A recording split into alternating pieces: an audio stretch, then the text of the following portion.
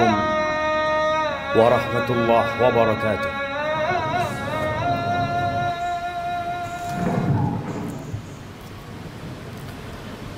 إن الحمد لله نحمده ونستعينه ونستغفره ونعوذ بالله من شرور أنفسنا وسيئات أعمالنا. من يهد الله فلا مضل له ومن يضلله فلا هادي له. وأشهد أن لا إله إلا الله وحده لا شريك له، له الملك وله الحمد وهو على كل شيء قدير. وأشهد أن محمدا عبده ورسوله وحبيبه وخليله، صلوات ربي وسلامه وبركاته عليه وعلى آله وأصحابه ومن تبعهم بإحسان إلى يوم الدين. أما بعد، فيا عباد الله أوصيكم ونفسي بتقوى الله فقد فاز المتقون. Wahai manusia-manusia yang beriman, saya wasiatkan kepada diri saya dan kepada semua yang hadir di tempat ini agar senantiasa bertakwa kepada Allah Azza wa Jalla. Hanya mereka yang diterima amalannya, hanya mereka yang akan hidup berbahagia, hanya mereka orang-orang yang sukses di dunia dan di akhirat. Allah Jalla Jalaluh mengulangi perintahnya, dan para rasul menyampaikan berulang kali, dan para pewaris Nabi diteruskan perintah itu untuk mereka. Ya ayyuhalladzina amanu taqullah, wahai orang-orang yang beriman, bertakwalah kalian kepada Allah. Kalimat yang sering kita dengar, yang terus diulang-ulang karena kita memang sering lupa. Haqqa tuqatihi, ketakwaan yang sebenarnya bukan sekedar tulisan yang dipampang, bukan sekedar ucapan yang diungkapkan, tapi sesuatu yang diyakini oleh jiwa kita, kemudian diucapkan dengan lisan kita, dan dipraktekkan dengan raga kita. Dan Allah mengatakan wala tamutunna illa wa antum muslimun. Kalian jangan mati kecuali dalam kondisi Islam. Yang menjadi standar orang baik bukan sekarang, tapi tatkala ajal menyebut kita. Jamaah rahimakumullah, setiap hari kita keluar rumah kita, orang-orang juga keluar dari rumahnya, anak-anak juga berangkat ke sekolahan. Besok mereka akan melakukan itu lagi. Terus rutinitas yang dikerjakan oleh manusia. Ada yang ke pasar, ada yang ke kantor, ada yang ke pabrik, ada yang di jalanan. Semuanya mencari apa? Mencari uang, mencari harta. Allah telah menanamkan di dalam jiwa kita kecintaan kepada harta. Zuyyina linnas hubbus syahawat minan nisa wal banin wal qanatiril muqantarati minadh dhahabi wal fiddah wal khailil musawwamati wal an'ami wal harth dzalika mata'ul hayatid dunya wallahu 'indahu husnul ma'ab. Allah menjelaskan kepada kita bahwa telah ditanamkan kecintaan syahwat kepada wanita, kepada anak-anak, kepada harta yang berlimpah ruah, yang bertumpuk-tumpuk. Dulu kuda-kuda yang mewah, sekarang mobil-mobil yang mewah. Pertanian, peternakan, itu sesuatu yang sudah dicintakan kepada kita. Itu kesenangan kehidupan dunia. Tapi di sisi Allah ada tempat kembali yang baik. Lihatlah orang terkaya di dunia ini. Kemana dia bawa hartanya? Dia tinggal. Dia tinggal selama-lamanya di muka bumi ini. Di negeri ini Kita sering membaca 10 orang terkaya. 1 fulan, 2, 3, 4, 5, 6, 7, 8, 9, 10. Semua hartanya ditinggal. Hati-hati dengan dunia ini. Jangan sampai kita tertipu. Silahkan bekerja, silahkan cari harta, tapi ambisi kita bukan dunia. Karena kita nggak lama tinggal di dunia, jemaah. Sungguh sangat bodoh manusia yang menimbun hartanya di sebuah tempat. Dia taruh di brankas, tiap hari dia kumpulkan di sana, kemudian setelah itu dia tinggal selama-lamanya. Kemana akalmu? Bukankah engkau capek menumpuk harta itu? Bukankah engkau sekolah tahunan untuk mendapatkan harta itu? Dan engkau udah dapat. Kenapa engkau nggak bawa? Kenapa kau tinggalkan? Selama-lamanya kau tinggalkan di muka bumi. Dan kebanyakan kita seperti itu. Hanya bekerja dan terus bekerja, kemudian pergi meninggalkan dunia. Ahibati fillah, sebagian kita sudah hidup menderita jiwanya. Maka disebutkan oleh WHO sudah ada 1 miliar manusia yang sakit jiwa, sakit mental. Kata Nabi SAW, mengingatkan para sahabatnya, kaifa antum idza futiyat alaikum Faris wa Rum, ayu qaumin antum? Kira-kira bagaimana kondisi kalian? Nabi menyampaikan ini dalam kondisi sahabat susah, tidak tahu apa yang besok mereka makan. Dalam kondisi sebagian sahabat ketika berangkat perang, sehari hanya makan 1 butir kurma. Sehari hanya 1 butir kurma. Rasulullah SAW menyampaikan ini dalam kondisi sahabat berangkat perang, dalam kondisi tidak ada alas kaki buat mereka, sampai kuku mereka ngelupas. Nabi menanyakan kepada mereka yang hidup menderita secara harta pada waktu itu, kira-kira bagaimana kondisi kalian apabila Persia dan Romawi ditaklukkan, kemudian harta mereka dibagikan kepada kalian? Ayu qaumin antum? Kira-kira kalian jadi orang yang seperti apa? Kata Abdurrahman bin Auf,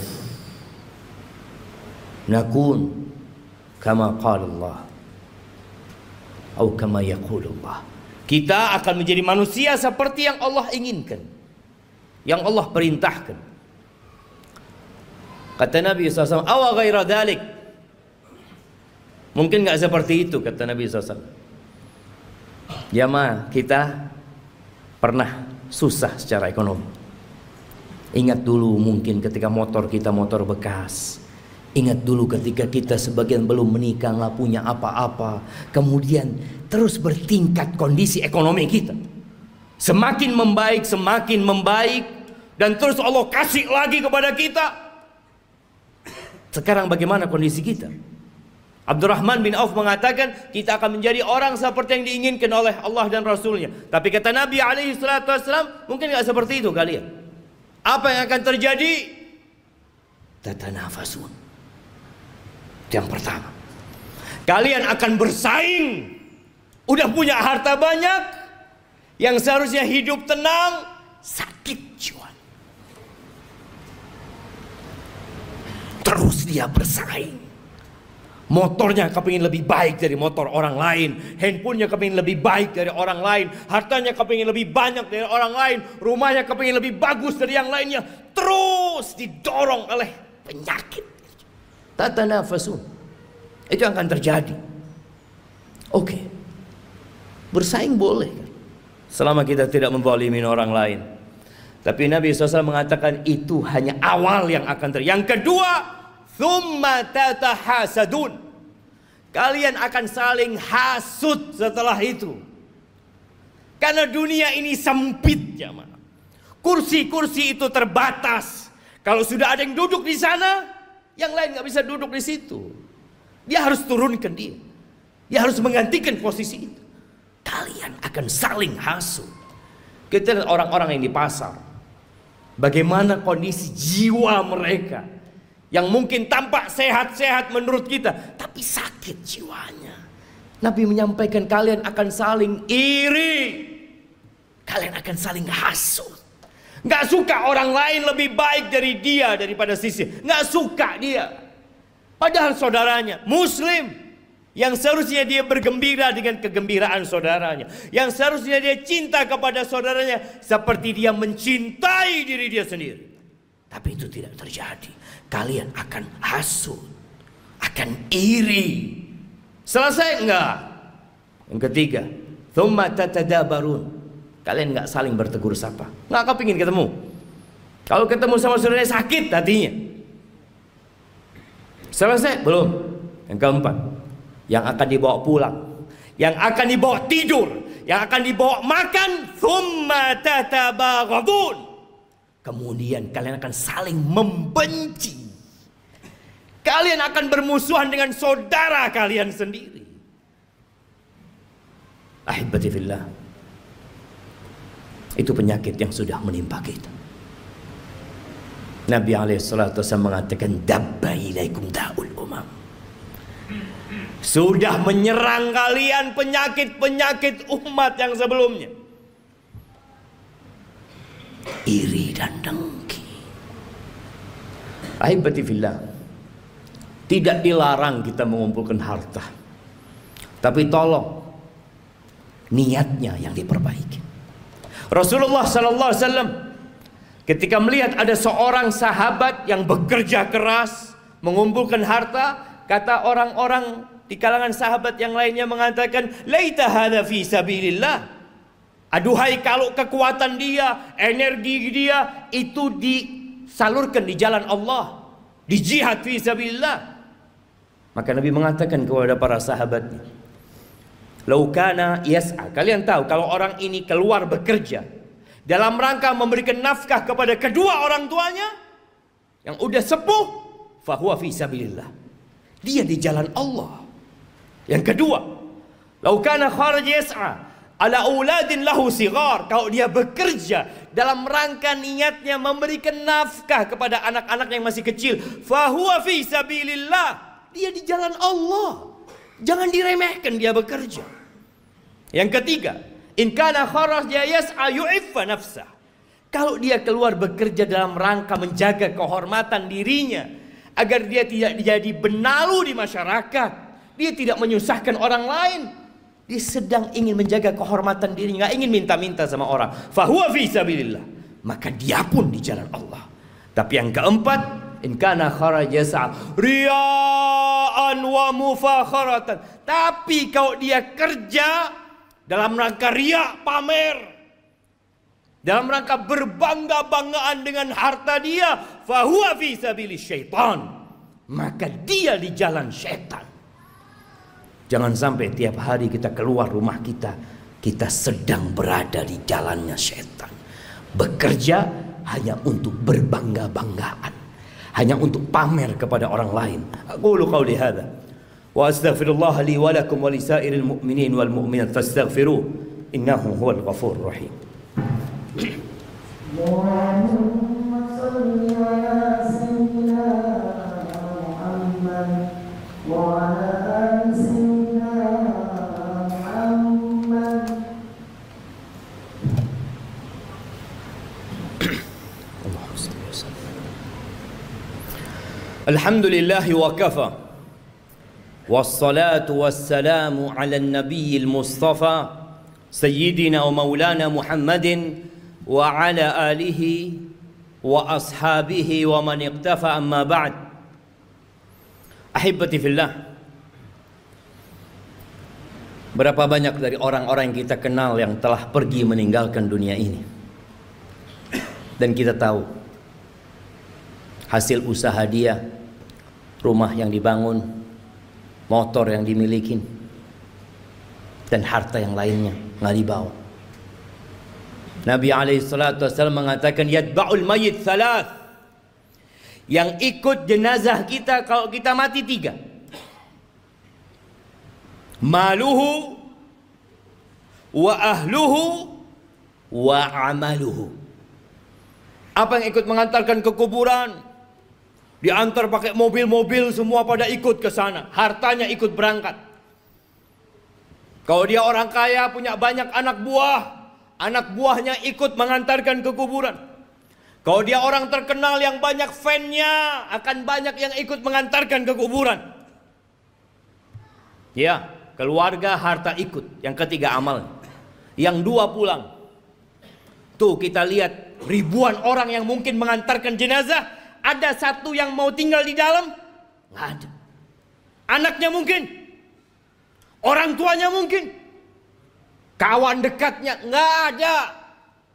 Anak buahnya yang dia kasih bayaran, yang terus dibayar, mau menemani majikannya di dalam kuburan, nggak ada. Siapa yang menemani? Amaluhu, bas amalnya. Maka segera beramal. Badiru bil amal. Kata Nabi SAW, segera kalian beramal. Segera. Fitanan kaqita'il lailil muzlim. Sebelum datang fitnah-fitnah, ujian-ujian, kekacauan-kekacauan yang seperti potongan malam yang gelap gulita. Apa yang terjadi ketika datang fitnah itu jemaah? Kalau kita menunda-nunda beramal, menunda-nunda hijrah kita, menunda-nunda untuk berubah jadi orang baik, yusbihur rajulu mu'minan wa yumsi kafiran. Paginya masih beriman, paginya masih beriman, sorenya sudah kafir. Wa yumsi mu'minan wa yusbihu kafiran. Sorenya masih beriman, datang kajian mungkin dia, masih sholat asar, subuhnya sudah kafir. Kenapa itu terjadi? Yabi'u dinahu bi'aradin minad dunya. Dia jual agamanya. Dia jual. Dia barter dengan sedikit kenikmatan dunia. Nggak lagi mikir halal haram. Yang ada dalam benaknya harta, jabatan, kedudukan. Padahal semua itu akan ditinggalkan. Maka ahibati fillah, hari ini hari Jumat. Harinya bersalawat buat Nabi alaihi salatu wassalam. Harinya dianjurkan kita membaca suratul Kahfi. Baca tuh surat Kahfi. Baca dengan artinya. Baca pesan-pesan Allah kepada kita, agar kita tidak diperbudak dengan harta kita. Biasanya imam kalau sholat Jumat itu membaca dua surat. Sabbihisma rabbikal a'la dan hal ataka hadithul ghasiyah. Tolong pulang dari sini, baca tafsirnya. Sehingga kita tahu pesan-pesan yang Allah sampaikan, agar kita tidak lebih mementingkan kehidupan dunia. Kata Allah, bal tu'thirunal hayatad dunya. Tapi kalian udah dikasih nasihat, tetap kalian lebih mementingkan kehidupan dunia. Wal akhiratu khairu wa abqa. Akhirat itu lebih baik dan lebih kekal.